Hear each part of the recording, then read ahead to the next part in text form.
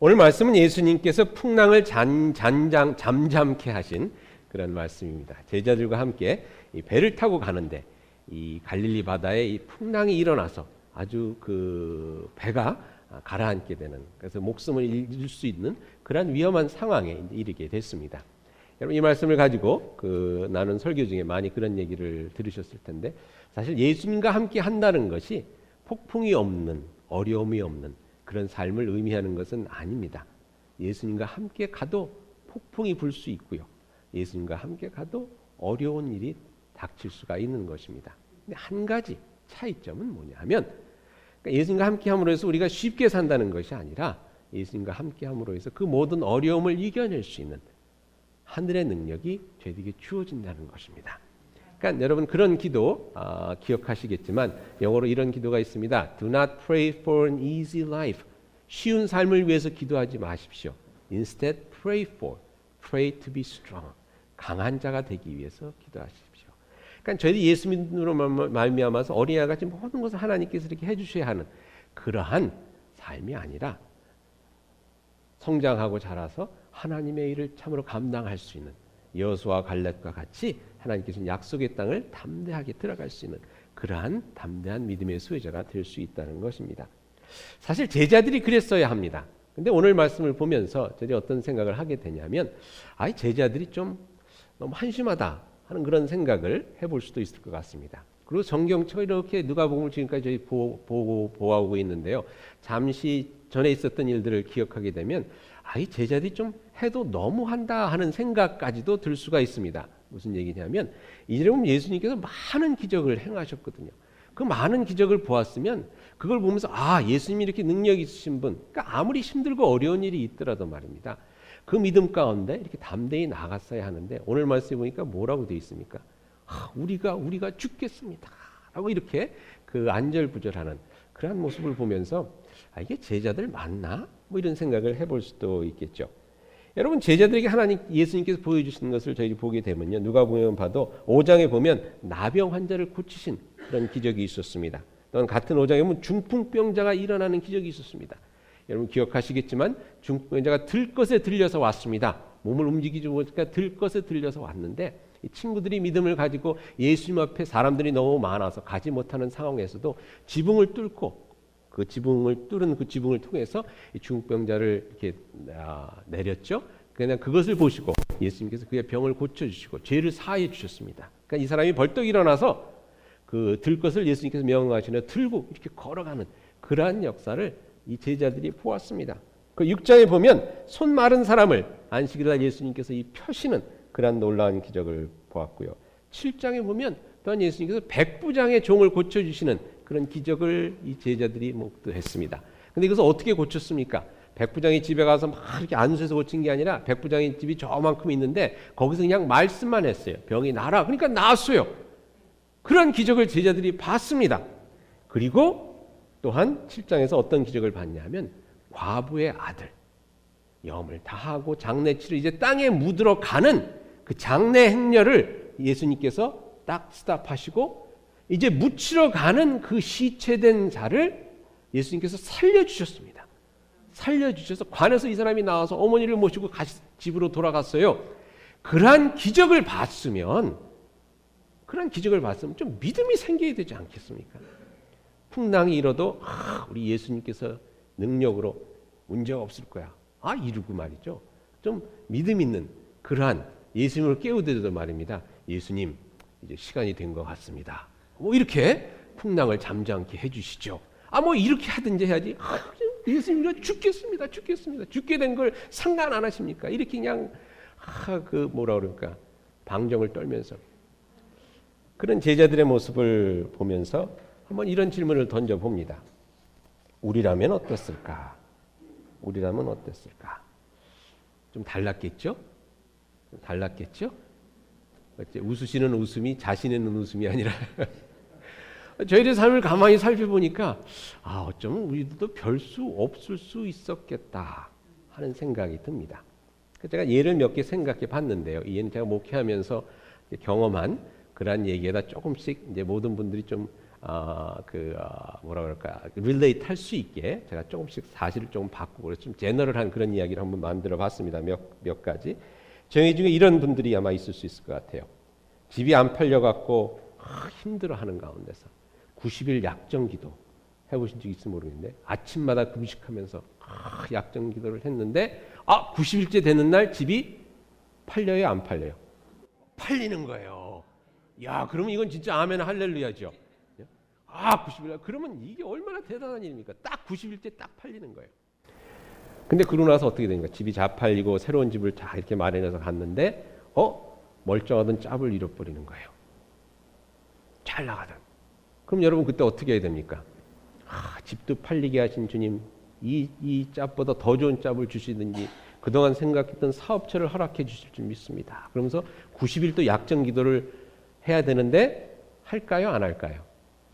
되게 많은 경우 예수 믿는 게 왜 이렇게 힘들어요? 힘들어 죽겠어요. 이런 말을 할 때가 많이 있죠. 또 이런 경우도 있습니다. 아이가 없어서 기도를 많이 했습니다. 온 교회 같이 기도하는 가운데 하나님께서 아이를 허락해 주셨습니다. 그러면 처음 몇 년은 참 좋아서 지냈는데 이 아이가 커서 티네이저가 된 다음부터는 얘가 틀려집니다. 속을 썩이기 시작하죠. 그러면 어떻게 됩니까? 이 참 하나님께서 귀한 생명, 이 어려움도 잘 이겨나가고 하나님께서 귀 쓰시는 위대한 그런 인물이 될 줄 믿습니다. 할렐루야, 아멘. 그래서 매일같이 아이를 축복하는 게 아니라 어떻게 얘기합니까? 어디 가서 그냥 되져버려라. 이러든지 뭐 그러시는 분이 없겠지만 차라리 낳지 말걸 뭐 이런 생각도 해보든지. 여러분 아이 때문에 속상해 죽겠어요. 이런 얘기가 입에서 아침마다 튀어나올 수가 있죠. 이런 분도 있습니다. 영주권이 안 나와서 참 힘들어했는데 기도하는 가운데 전혀 생각지도 못했던 하나님께서 내가 계획했던 그런 길들은 다 막아주시고 전혀 생각하지도 못했던 그러한 길을 하나님께서 열어주셔서 일사천리로 된 거예요. 일사천리로. 하나님께서 응답해 주신 그러한 기적을 체험합니다.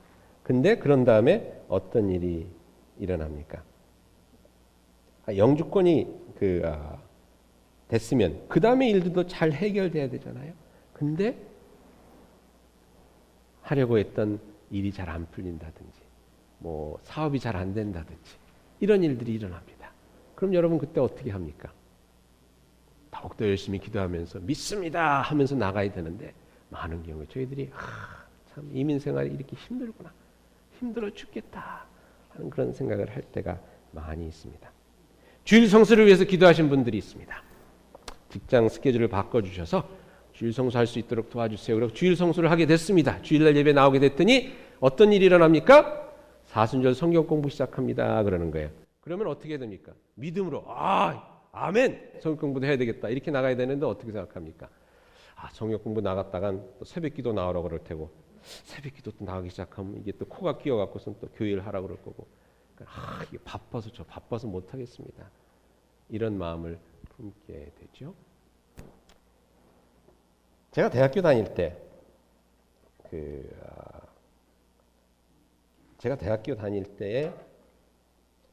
한번 헌금송을 하기로 했습니다. 헌금송을 하기로 했는데 헌금송을 하기 전날 조금 성만찬을 조금 과하게 했어요. 그래갖고선 성만찬 이해 못하시는 이제 술을 조금 과하게 했다는 겁니다. 그래서 그 아침에 일어나질 못하겠는 거예요. 막 머리가 아프고 막 속이 울렁거리고 제가 어떻게든 일어나서 교회를 가야 되니까 바닥을 헐벌 기면서 제가 이랬습니다. 하나님 이번 한 번만 살려주시면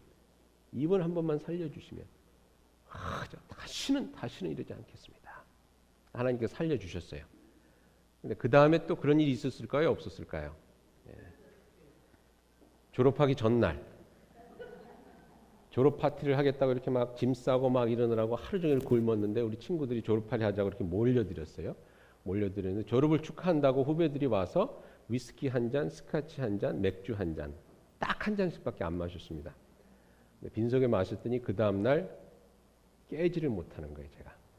그래서 제 동생이랑 후배가 병원에 싣고 가서 술 해독제를 반나절 맞고 제가 일어났습니다. 죽었다가 진짜 깨어난 것 같아요. 죽었다가. 그럼 저희 삶 속에 말입니다. 하나님 죽겠습니다. 살려주세요 한 적이 그때 한 번뿐이겠습니까? 여러 번 있었는데 하나님께서 그때마다 은혜를 베푸시고 기적을 베풀어 주셔서 여기까지 왔습니다. 저희들 삶을 살면서 말입니다. 저희들 이런 얘기를 할 때가 많이 있죠. 힘들어 죽겠습니다. 속상해 죽겠습니다. 피곤해 죽겠습니다. 바빠서 죽겠습니다. 또 서로 안 맞아 죽겠습니다. 어느 때는 죽을 것 같아 죽겠습니다. 근데 저희 삶 속에서 예수님이 함께 계시니 살겠습니다. 믿습니다. 해야 되는데 죽겠습니다 하는 것이 저희들의 삶의 모습이 아닌가 합니다. 제자들이 그랬습니다. 우리가 죽겠습니다 그랬어요. 오늘 본문에 보니까 우리가 죽겠습니다. 그 많은 기적을 보고도 폭풍이 일어나니까 우리가 죽겠습니다. 그랬더니 예수님께서 그래 죽어라 그러지 않고 어떻게 하셨습니까? 풍랑을 잠잠케 해주셨습니다. 그리고 보니까 그 다음 장에 가서 귀신 들린 사람을 고쳐주는 놀라운 기적을 또 보여주셨습니다. 귀신이 말이죠. 2,000마리 돼지떼 속에 들어가고 물 속에 들어가서 딱 죽는 진짜 놀라운 기적을 또 보여주셨어요. 그리고 그 다음에 12년 동안 혈류증 걸렸던 여인을 고쳐주시는 것을 또 보여주십니다. 죽었던 여자아이를 또 살려주십니다. 그리고 그 다음에 5,000명이나 되는 사람을 떡 5덩이로 먹이는 것을 직접 제자들이 손으로 나눠주면서 눈으로 보게 하십니다. 믿음 없는 제자들이 믿음이 생길 때까지 보여주고 또 보여주신 것입니다. 힘들어 죽겠습니다. 무서워 죽겠습니다. 귀찮아 죽겠습니다. 배고파 죽겠습니다. 라고 했던 제자들에게 또 보여주고 또 보여주신 것입니다. 여러분의 삶 속에서도 하나님께서 지금까지 보여주신 것 같이 앞으로도 계속해서 하나님의 놀라운 기적을, 아름다운 기적을 또 보여주고 보여주실 것이라는 것 여러분들이 기억하실 수 있기를 바랍니다. 어렵게 마련했던 그 집 내어놓고 아파트로 들어가게 되더라도 여러분의 가정은 참으로 행복이 넘치는 놀라운 가정이 되는 그러한 기적을 하나님께서 보여주지 않으시겠습니까? 그렇게 속삭이던 아이가 부모에게도 자랑스럽고 천국에서도 칭찬받는 놀라운 그런 하나님의 자녀로 성장해가는 기적을 하나님께서 보여주실 것입니다. 성경 공부 통해서 인생에 지금까지 보지 못했던 놀라운 기쁨과 하나님의 놀라운 역사가 나의 삶을 통해서 일어날 수 있다는 어디서도 맛볼 수 없는 그 희열을 하나님께서 경험케 해주시지 않으시겠습니까? 그렇게 여러분 오늘 부탁드리고 싶은 것은요. 믿음을 조금만 더 가져보시기 바랍니다. 조금만 더 믿음을 가져보세요.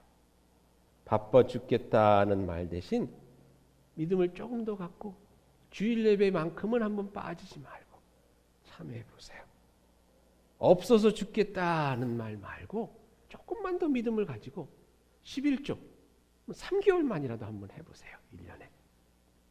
피곤해 죽겠다라는 그런 말 하지 말고 조금만 믿음을 가지고 1년에 한 번이라도 성경 공부 제대로 참여해 보시면 어떻겠습니까? 졸려 죽겠다 하지 말고 믿음을 가지고 조금만 더 믿음을 가지고 토요일 하루만 새벽 기도 나와서 한번 기도해 보시면 어떻겠습니까? 힘들어 죽겠다 하지 말고 1년에 하루만이라도 한 번이라도 웨이사이드를 가든 Feed My Starving Children을 가든 하나님의 일을 위해서 땀 흘리는 그러한 수고를 한번 해보시면 어떻겠습니까? 아까 말씀드렸지만 8장에 계속해서 보니 회당장의 딸이 아파서 고침을 받으려고 온 이야기가 나옵니다. 그때 그 딸을 고치러 가는 길에 딸이 죽었다는 소식을 듣습니다. 49절에 이렇게 얘기합니다. 아직 말씀하실 때 회당장의 집에서 사람이 와서 말하되 당신의 딸이 죽었나이다. 죽겠습니다가 아니라 죽어버렸어요. 죽겠습니다가 아니라 죽어버렸습니다. 근데 예수님께서 이렇게 대답하십니다. 50절에 예수께서 들으시니 이르시되 두려워하지 말고 믿기만 하라. 믿기만 하라. 죽겠다는 얘기가 아니라 죽었다는데 예수님께서 믿기만 하라는 것입니다. 죽겠다는 말 대신 믿기만 하라는 말씀입니다. 여러분들 입술에서 죽겠다는 말 대신에 믿습니다 라는 말이 대신 나올 수 있기를 그리스도 이름으로 축원드립니다. 열왕기상 19장에 보니까요, 엘리야라는 선지자가 하나님 나 죽겠습니다 하는 그 이야기가 나옵니다. 엘리야 선지자가 열심히 하나님의 일을 했는데 계속 그럴수록 핍박이 심해지고 어려워지니까 하루는 도망을 가는 길에 로뎀 나무라고 개혁성경에 나와 있는데 사실은 이게 빗자루 나무입니다. 빗자루처럼 막 가지가 이렇게 뻗쳐 있는 거라서 뭐 이파리도 없고 아무튼 별거 아닌 그런 나무예요. 근데 그 나무 밑에서 엘리야가 이렇게 얘기합니다. 열왕기상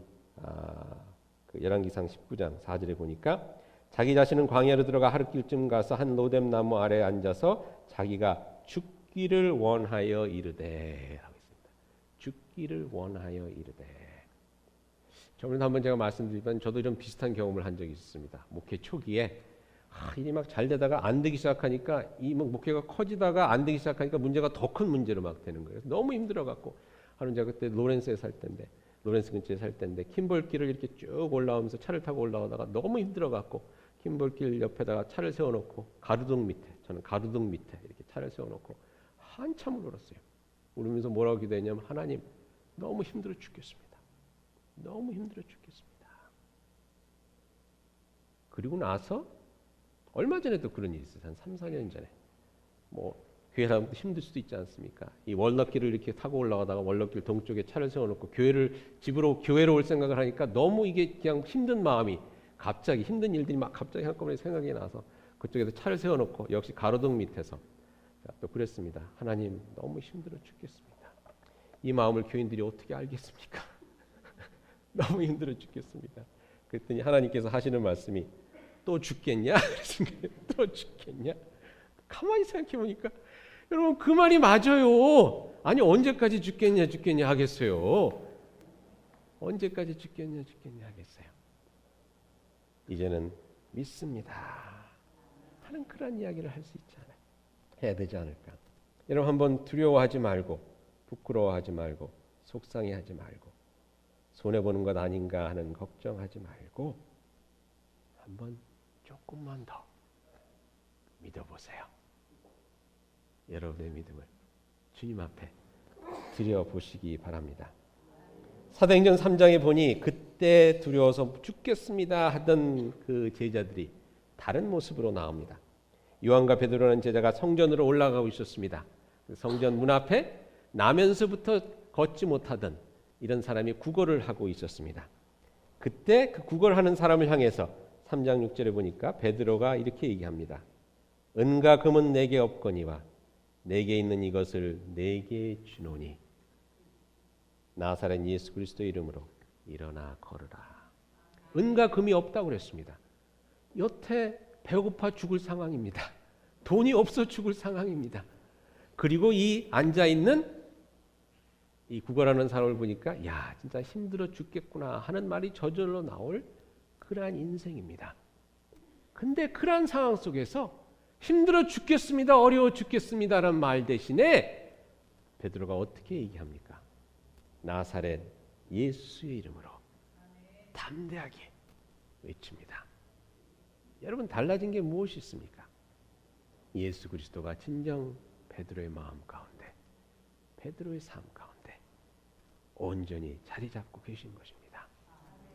여러분 우리가 인생길 힘들고 어려운 일을 가지만 예수님이 우리와 함께 하신다는 그것만 제대로 알고 있으면 예수 그리스도가 우리 마음 가운데 우리 삶 가운데 제대로 계시면 우리는 힘들어 죽겠다 어려워 죽겠다는 말 대신에 담대하게 믿습니다. 예수 그리스도의 이름으로 이 일이 이루어질 줄 믿습니다.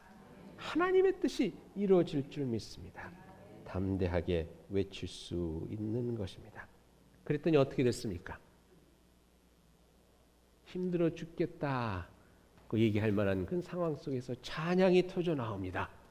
어려워 죽겠다고 주저앉을 수밖에 없는 그런 삶의 모습 속에 모습이 벌떡 일어나 공중공중 뛰면서 하나님의 이름을 찬양하는 놀라운 기적이 일어나는 것입니다. 여러분, 하나님께서 여러분의 삶 가운데 아름다운 일을 이루시며 아름다운 일을 또한 이루어 가실 것입니다. 왜? 예수 그리스도를 통해서 여러분들의 삶 가운데 믿음의 역사가 일어나야 하기에 믿음의 역사가 일어남을 통해서 하나님의 나라가 확장되는 것을 보기를 원하시기에 여러분의 믿음을 통해서 하나님의 놀라운 일들이 일어나는 것을 그것을 통해 하늘의 영광이 드러나는 것을 보기를 원하시기 때문에 여러분 삶이 쉽지 않죠? 힘들죠? 어떤 죽을 것 같죠? 하지만 금년 믿음을 조금만 더 가져보시기 바랍니다. 죽겠다는 말 대신에 믿습니다라는 말. 작들은 말이죠. 속삭이는 마음이라도 믿습니다. 그 마음을 가지고 이 한 해를 살아가실 수 있게 그리스도 이름으로 축원드립니다. 기도하시겠습니다.